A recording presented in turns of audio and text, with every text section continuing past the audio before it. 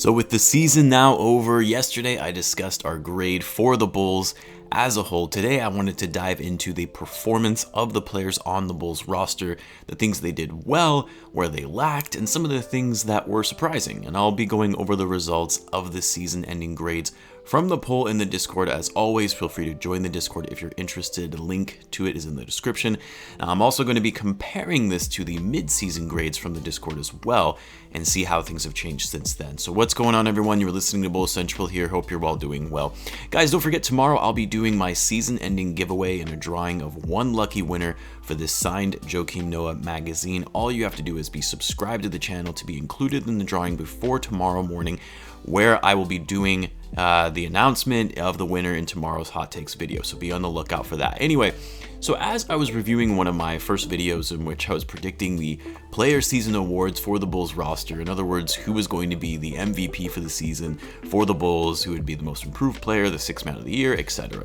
And it's funny because looking back on how much has changed since the beginning of the season and what our expectations were of some players, I mean, guys, one of my bold predictions for the season was that Otto Porter was going to average 16 points per game for the year. Yeah, I really thought, that if it was a fully healthy season for him and playing in a contract year, that he would ball out looking for that next contract, whether it be with the Bulls or not.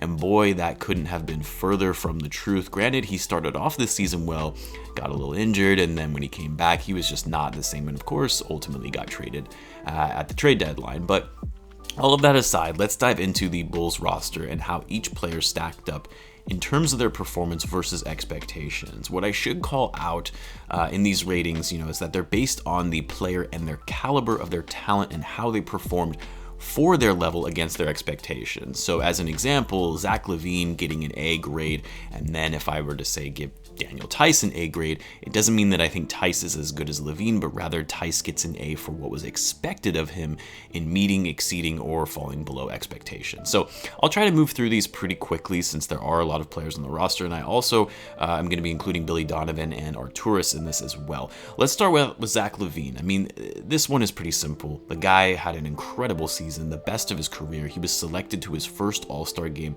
He finished the season averaging 27.4 points per game, 5 rebounds, and just nearly 5 assists at 4.9. And on incredible efficiency, also the best shooting that he's had in his career, over 50% from the field, 42% from three. He narrowly missed the 50-40-90 club in shooting 85% from the free throw line. He finishes with his best PER of his career, and LaVine, although still not the best on defense, did show some improvement in that regard. So I think it's no question that LaVine deserves an A grade for this season. Obviously, there are still aspects of LaVine's game that he needs to work on, namely his defense. He can get a little tunnel vision when trying to take over games. He turns the ball over a little too much, but overall, he continues to get better with every passing season, and you can't not give him an A as a result. Now, for the results from the Discord, and mind you, like I mentioned in yesterday's video, Discord doesn't allow you to add an option for a poll without a vote for each grade. So you can ignore the 1 votes, really subtracting 1 from each of these, but the results for LaVine were a resounding A, 68 people giving him an A. Not sure who the person was that gave him a B, but I think most can agree that the guy deserves an A for his performance this season. Looking at his mid-season grades, 70 A's, and he actually got 1 of each thereafter. Not sure what that's about, likely trolling, but who knows. Next up, Nicola Vucevic, our mid-season acquisition. So obviously there wasn't a mid-season grade for him, but 60 A's for Vuce and 8 B's.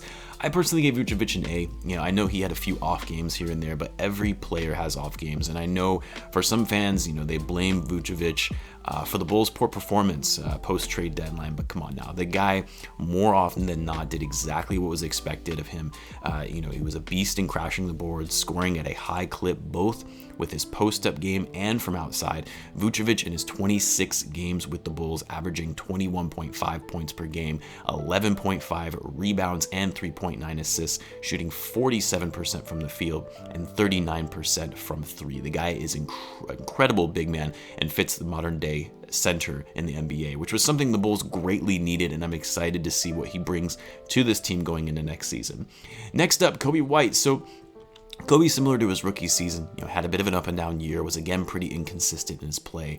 Started off the season very strong, struggled in terms of his playmaking, turning the ball over, and of course his shooting was very inconsistent, which led to him getting benched eventually. But then he bounced back into the starting lineup after LaVine got injured and closed out the season relatively well. Not just with his scoring, but more so with his ability to facilitate and run the offense. Not saying he did it perfectly, but he was a smarter player with the ball, and overall his court vision had improved. Now, for the results from the Discord, Coby actually received 6 A's, 57 B's, 5 C's, and 1 D. It's pretty harsh. For me personally, I gave Coby a B. I mean, even for his up and down year, the fact that he played pretty well for it only, being his second season, he handled getting benched well and fought his way back into the starting lineup. I mean, 15.1 points per game, 4.1 rebounds, 4.8 assists, shooting 41% in his second season as a 21-year-old is pretty solid. So I think a B is fair. Compare that to Coby's midseason grades on the Discord, a pretty big difference, as this was really, around the time when Coby was struggling and was benched at midseason. Coby received 2 A's, 35 B's, 25 C's, and 3 D's, which again isn't a surprise. I think a lot of people were disappointed in Coby's play at the time. Next up, let's do Patrick Williams, our rookie, our number 4 pick. I think most people, not all anyway, would agree that we see a lot of potential in this kid. I mean, there's a reason the front office selected him number 4 overall, more or less out of nowhere, when he wasn't really even expected to go in the top 10 a week prior to the draft. He has the tools, the strength, the poise to be an amazing player in the league. It's just a matter of him being more confident and aggressive, which will come as he gets older. I mean, the kid is only 19, won't even turn 20 until later this summer, and he, like all the other rookies from this season, didn't have a proper offseason that most rookies are used to seeing. But in any event, as you can see, P. Will received 3 A's, 41 B's, 22 C's,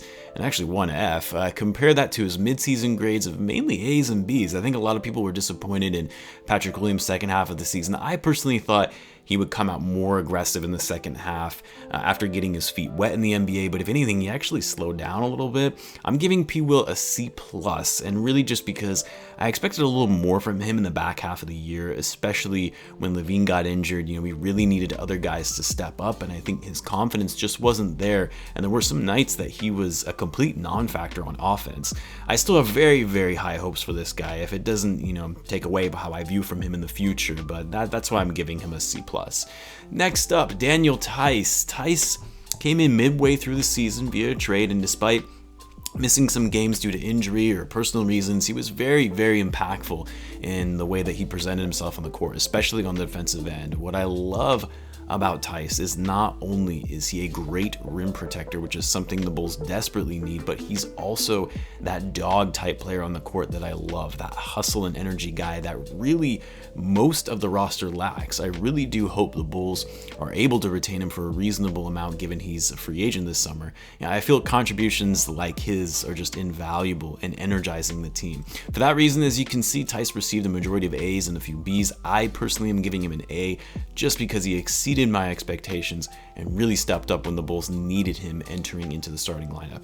Next up, my guy Thaddeus Young. What an incredible season he had compared to last year. I honestly thought that, Thaddeus Young was done and washed after seeing him play last season, and could not believe that Garpax offered him that kind of contract that they did. However, Thaddeus completely turned it around under a new coach that he knows how to utilize his strengths.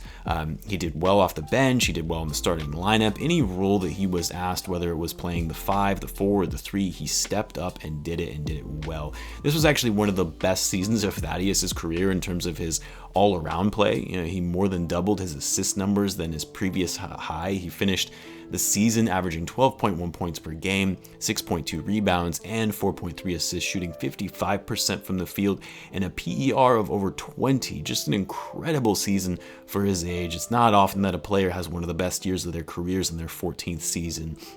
Now, as for the grades, majority of A's with a few B's. I'm not sure who gave him the 1 D. That's not fair at all, given what Thaddeus has produced on the court this year. Compare that to his midseason grade. He actually received similar praise, right, from guys in the Discord at the midpoint. So a great season for Thad. I think the question now remains, what will the Bulls do? What are they going to look to fully guarantee the last year of his deal to keep him on the roster, or waive him to free up some cap space to bring in other players in free agency? We'll have to wait and see on that. For me, though, though, I'm giving Thaddeus an A for this season. Next, and I'm going to go through these ones a little more quickly now, Lauri Markkanen, man. Tough year for Lauri. What actually started off like a promising season for him, he came out in those first few games strong, scoring at a very efficient rate, and was actually playing mildly good defense, quickly went away when he was out due to the NBA's health and safety protocol. He later got injured yet again, which sidelined him for some time, and although I do still have high hopes for Lauri, and I think that he still has potential in being a great player in this league, whether it's on the Bulls or another team, I will say I was very disappointed in his play, given the fact that this was a contract year for him and a chance for him to step up in a big way after failing to reach an agreement on an extension.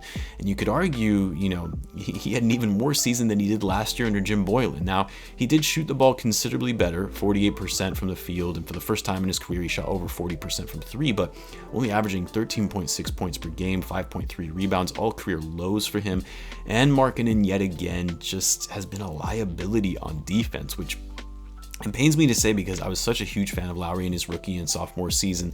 And, though this guy I thought he was going to be an all-star in the league and very soon to become an all-star at that time. But his lack of aggression and poor defense has really soured my take on him. And for that reason, I'm giving Lauri a C, which most of you guys felt the same way as well, judging by the votes in the Discord. He actually received a few Fs even, which I think is a bit extreme, but I can also understand the frustration given how promising he started out his career. A pretty big difference from his midseason grades as well. The majority of votes were Bs for those. Next, let's do Satoransky. So for Sato, what I will say about him is he stepped up pretty well when Billy Donovan inserted him into the starting lineup. Ultimately, he's not a starting point guard in this league. He's just a rotational player. But when Billy Donovan needed to send Coby a message and have him come off the bench, Sato was decent in the playmaking department, stepping it up and coming in. I gave Sato a C, which most of you in the Discord agreed, majority Bs and Cs, a handful of Ds. His midseason grades were actually a lot higher with a majority of Bs, and obviously this was around the time when he was placed into the starting lineup and started playing well over Coby White. I mean, he had even gotten a few A's if you look at it. I gave him actually a B at the midseason point, and to close out the year, I'm giving him a C like I just mentioned. Next, Garrett Temple. Man, I remember when the Bulls signed him to that one-year deal. I found this to be an incredibly underwhelming signing, and really because he was older. I knew him as a journeyman who really had to work his way up into the NBA, but he really stepped up nicely for this team in being that vocal veteran leader for the guys, playing solid defense and effective playmaking. He was another one of these hustle-type players that the Bulls absolutely needed, and given the fact that it was a cheap deal from the front office that they were able to get him on, this was a very underrated signing for the front office. We'll see if they can extend him going into next season. I would say if it's for the vet minimum, it would be worth it to bring him back just purely for his leadership and high IQ play on the court. I am giving Temple a B+ for the season. Most of you in the Discord also gave him a B, even a few A's as well, quite a few C's, which I can see too, but I completely disagree with the the D's and the F's that some of you felt that he deserved in the Discord. Next up, Denzel Valentine. I'm so glad that he has played his final game in a Bulls uniform. At least I certainly hope so anyway. Sorry, I think Denzel, I'm sure he's a nice guy, but if you've been following my channel for a bit now, you know that I really can't stand Denzel's game. He plays like he's Steph Curry out there taking ridiculous shots at very ill-advised times. His defense is horrible, his ball handling is decent, and he's actually a pretty good passer, but his IQ on the court and decision making, the decisions that he makes for a professional basketball player, I just can't get behind. So for that reason, I'm giving Denzel an F, which most of you agreed. You had a couple of people give him an A, which I assume that's trolling, but who knows. Anyway, in my view, Denzel has played his last game with the Bulls. Arturas took a chance on him, extended him a qualifying offer in the offseason, and it did not work out. Next, the GOAT himself, the Brazilian god, Cristiano Felicio, and of course, everyone likes to joke about Felicio, even when it comes to giving him grades for the season. You had a majority of people giving him A's and F's. I think he'll forever be remembered as the GOAT of bad contracts for the Bulls franchise, and as much as I think Felicio, as a person, he seems like a very, very nice guy, he's just not fit for today's NBA anymore, and I doubt we'll see him in another NBA game in his career.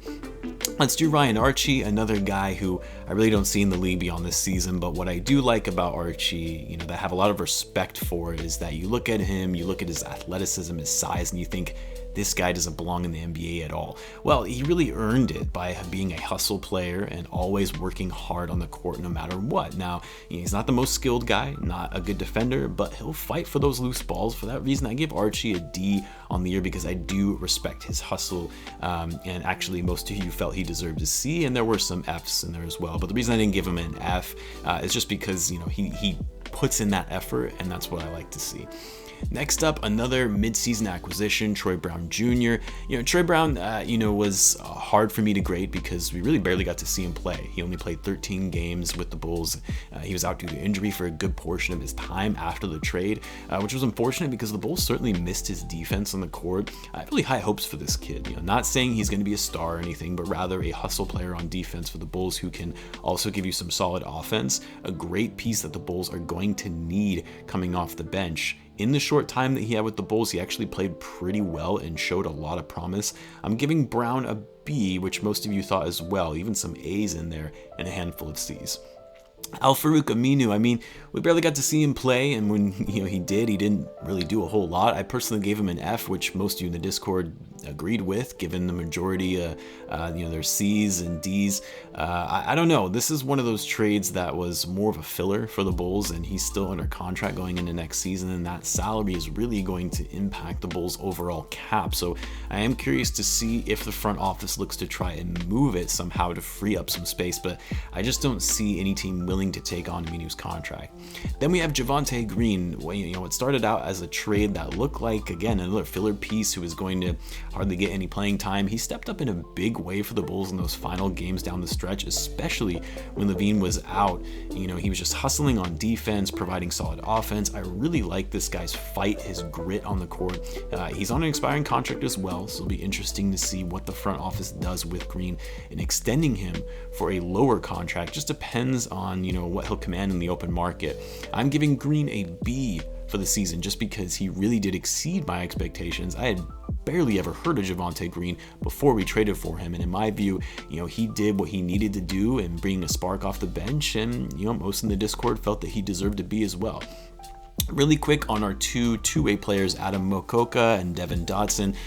Most people, including myself, gave Adam an F. Dotson received more C's. I actually gave him a D, and really these grades are just because we barely got to see these guys play, given they're on two-way deals and they have to play a certain amount of time in the G League.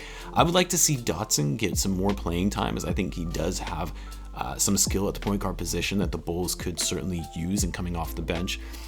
Anyway, now guys, I went through some of these very quickly, and we did actually have voting for both Billy Donovan and Arturas Karnisovas and Mark Eversley, but I'm going to save an assessment on them for another video, as there are a lot of pieces that I want to address on each of them, and I don't really want to rush through it at the end of this one. I'll likely come out with a Bulls front office and coaching staff assessment for the season sometime later this week. But anyway, guys, let me know what your ratings are for the Bulls players this season. Let me know through your grades. Don't forget to subscribe if you haven't already to be included in the drawing for the signed Joakim Noah magazine that I will draw for tomorrow morning, and will announce the winner in my hot takes video. And of course, leave any hot takes that you have in the comments below to be included in tomorrow's video. Thanks again, as always, guys, for tuning in. I really do appreciate you, and I will catch you in the next one.